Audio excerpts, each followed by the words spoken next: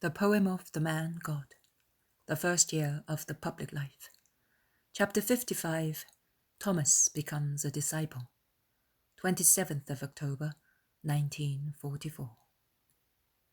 This morning, as I recovered my senses after a very heavy torpor, which had lasted many hours, while I was praying awaiting daylight, I saw the resumption of the vision. I say resumption because we are still in the same place, the low, wide kitchen with its dark, smoky walls, dimly lit up by the small flame of an oil lamp on the rustic table. It is a long, narrow table at which 8 people are sitting, Jesus and his 6 disciples, and the landlord, 4 each side. Jesus sitting on a stool. The only seats here are the 3-legged stools, really country furniture, is still turned round speaking to Thomas. Jesus' hand has fallen from Thomas's head onto his shoulder. Jesus says, "Stand up, my friend. Have you had any supper yet?" "No, Master. I walked a few yards with the other fellow who was with me. Then I left him, and I came back, saying that I wanted to speak to the healed leper. I said that because I thought he would disdain approaching an impure man. I guessed right. But I wanted to see you, not the leper. I wanted to say to you, please, take me. I wandered up and down the olive grove until a young man asked me what I was doing. He must have thought I was ill-disposed. He was near a pillar, at the boundary of the olive grove." The landlord smiles. "It's my son," he explains and adds. "He's on guard at the oil mill. In the caves under the mill, we still have almost all the crop of the year. It was a very good one, and we made a lot of oil. And when there are large crowds about, robbers always get together to plunder unguarded places. 8 years ago, just at Paris Eve, they robbed us of everything. Since then, we keep a good watch, one each night. His mother has gone to take him his supper." "Well, he asked me, 'What do you want?' And he spoke in such a tone that to save my back from his stick, I answered at once, 'I'm looking for the master who lives here.'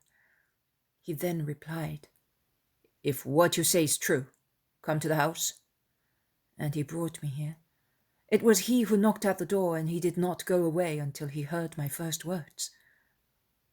"Do you live far away?" "I live on the other side of the town, near the eastern gate." "Are you alone?"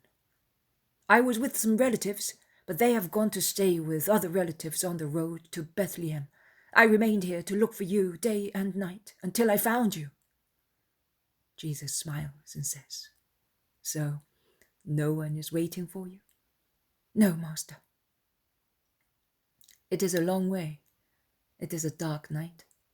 The Roman patrols are about the town. I say, stay with us if you wish." "Oh, Master!" Thomas is happy. "Make room for him, and each of us will give something to our brother." Jesus gives him the portion of cheese he had in front of him. He explains to Thomas, "We are poor, and our supper is almost over, but there is so much heart in who offers." And he says to John, who is sitting beside him, "Give your seat to our friend." John gets up at once and sits down at the end of the table near the landlord. "Sit down, Thomas, and eat." And then he says to all of them, "You will always behave like that, my friends, according to the law of charity. A pilgrim is already protected by the law of God. But now, in my name, you must love him even more. When anyone asks you for some bread, a drop of water, or a shelter in the name of God, you must give it in the same name, and you will receive your reward from God.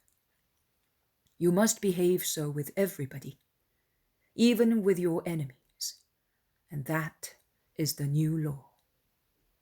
Up till now you were told, love those who love you and hate your enemies. I say, love also those who hate you. Oh, if you only knew how much you will be loved by God if you love as I am telling you. And when anyone says, I want to be your companion in serving the true Lord God and following his Lamb, then he must be dearer to you than a brother by blood, because you will be joined by an eternal bond, the bond of Christ. But if someone comes who is not sincere, it is easy to say, I want to do this or that, but words do not always correspond to the truth, says Peter, rather irritated. I do not know why, but he is not in his usual jovial mood. Peter, listen. What you say is sensible and fair. But see, it is better to exceed in bounty and trust, rather than exceed in distrust and hardness. If you help an undeserving person, what harm will befall you? None. Nay, God's reward will always be active for you, whereas the person will be guilty of betraying your trust. No harm, eh? Very often a worthless person is not satisfied with ingratitude, but goes much further, even to the extreme of ruining one's reputation, wealth, and one's very life. True. But would that diminish your merit? No, it would not. Even if the whole world should believe slander, even if you became poorer than Job, even if the cruel person should take your life, what would change in the eyes of God? Nothing. Nay, something would change, but to your advantage. God, to the merits of your bounty, would add the merits of your intellectual, financial, physical martyrdom. All right, perhaps it is so. Peter does not speak any more. He sulkily rests his head on his hand. Jesus addresses Thomas. My friend, before, in the olive grove, I said to you, when I come back here, if you are still willing, you will be one of my disciples. Now, I say to you, are you willing to do Jesus a favor? Most certainly. And if this favor should cost you some sacrifice? There is no sacrifice in serving you. What is it you want? I wanted to say, but you may have some business, some affections. None, none. I have you. Tell me. Listen. Tomorrow at daybreak, the leper will leave the sepulchres to find someone who will inform the priest. You will be the first to go to the sepulchres. It is charity. And you will shout, come out, you, the one who was cleansed yesterday. I have been sent by Jesus of Nazareth, the Messiah of Israel, he who cleansed you. Let the world of the living dead know my name. Let them throb with hope, and let those come to me who will have faith in addition to hope, that I may heal them. It is the first form of purity that I am bringing, the first form of the resurrection of which I am the Lord. One day I will grant a greater purity. One day the sealed tombs will violently expel those who are really dead, and they will appear and laugh with their empty eye sockets, with their bare jaws, because of the rejoicing of the souls freed from limbo, a remote rejoicing and yet perceived even by skeletons. They will appear to laugh because of this liberation and to throb knowing it is due. Go. He will come to you. You will do what he asks you to do. You will assist him in everything, as if he were your brother. And you will also say to him, when you are completely purified, we will go together along the road of the river, beyond Doko and Ephraim. Jesus the Master will be waiting for us to tell us in what we have to serve him. I will do that. And what about the other one? Who? The Iscariot? Yes, master. The advice I gave him still stands. Let him decide by himself, and let him take a long time. Nay, avoid seeing him. I will be with the leper. Only lepers wander about in the valley of the sepulchres, and those who pitifully are in touch with them. Peter mumbles something. Jesus hears him. What is the matter with you, Peter? You either grumble or are silent. You seem to be discontented. Why? I am discontented. We were the first, and you did not work a miracle for us. We were the first, and you let a stranger sit beside you. We were the first, and you entrust him, not us, with a task. We were the first, and yet, yes, we seem to be the last ones. Why are you going to wait for them on the road near the river? Certainly to entrust them with some mission. Why them, and not us? Jesus looks at him. He is not angry. On the contrary, he smiles as one smiles at a child. He gets up, goes slowly over to Peter, and smiling says to him, Peter, Peter, you're a big old baby. And he says to Andrew, who is sitting beside his brother, Go and take my seat. And he sits beside Peter, clasping his shoulders with his arm, and he speaks to him, holding him thus against his own shoulder. Peter, you think I am being unfair, but I am not. On the contrary, it is a proof that I know what you are worth. Look, who needs proofs? He who is not yet certain. I knew you were so certain about me that I did not feel any need to give you evidence of my power. Proofs are required here in Jerusalem, where vices, irreligiousness, politics, and many worldly things dim souls to such an extent that they can no longer see the light passing by. But up there, on our beautiful lake, so clear under a clear sky, amongst honest and good-willing people, no proof is required. You will have miracles. I will pour torrents of graces upon you. But consider how I valued you. I took you without exacting any proof and without finding it necessary to give you any. Because I know who you are.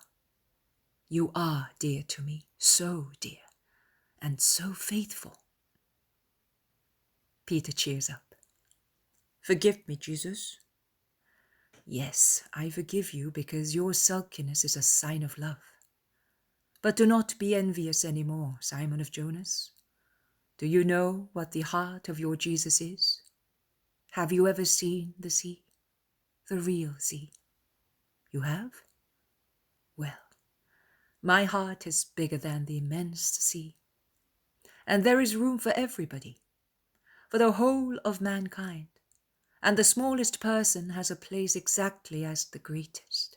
And the sinner finds love just like an innocent. I am entrusting these with the mission. Certainly. Do you want to forbid me? I chose you. You did not choose yourselves. I am therefore free to decide how I want to employ you. And if I leave them here with a mission, which might well be a test, as the lapse of time granted to the Iscariot may be due to mercy, can you reproach me? How do you know that I am not keeping a greater mission for you? And is not the nicest mission to be told, you will come with me? It is true. I am a blockhead. Forgive me. Yes, I forgive everything. Oh, Peter, but I beg you all never to discuss merits and positions. I could have been born a king. I was born poor, in a stable. I could have been rich. I lived with my work and now I live out of charity. And yet, believe me, my friends, there is no one greater than I in the eyes of God, greater than I am who am here, the servant of man. You a servant? Never! Why not, Peter? Because I will serve you. Even if you served me as a mother serves a child, I have come to serve man. I will be a savior for him. What service is there like that? Oh, Master, you explain everything, and what seemed dark becomes clear at once. Are you happy now, Peter? Now let me finish talking to Thomas. Are you sure you will recognize the leper? He is the only one healed, but he may already have left by starlight to find an early wayfarer, and someone anxious to enter the town and see his relatives might perhaps take his place. Listen to his description. I was near him and I saw him well in the twilight.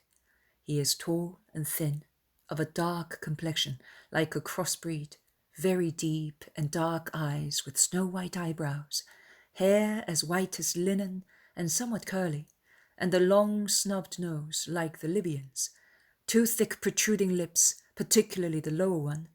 He is so olive-coloured that his lips verge on violet. He has an old scar on his forehead, and it will be the only stain, now that he has been cleansed from the scabs and dirt. He must be old, if he is all white. No, Philip, he looks old, but he is not. Leprosy made him white. What is he? A crossbreed? Perhaps, Peter. He resembles African people. Will he be an Israelite then? We will find out. But suppose he's not? If he were not, he would go away. He is already lucky that he deserved to be healed. No, Peter. Even if he is an idolater, I will not send him away. Jesus has come for everybody, and I solemnly tell you that people living in darkness will overcome the children of the people of light. Jesus sighs. He then stands up. He thanks the Father with a hymn and blesses everyone. The vision ends thus. I point out incidentally that my internal adviser said to me, since yesterday evening when I saw the leper, "It is Simon the Apostle. You will see him and Thaddeus coming to the Master."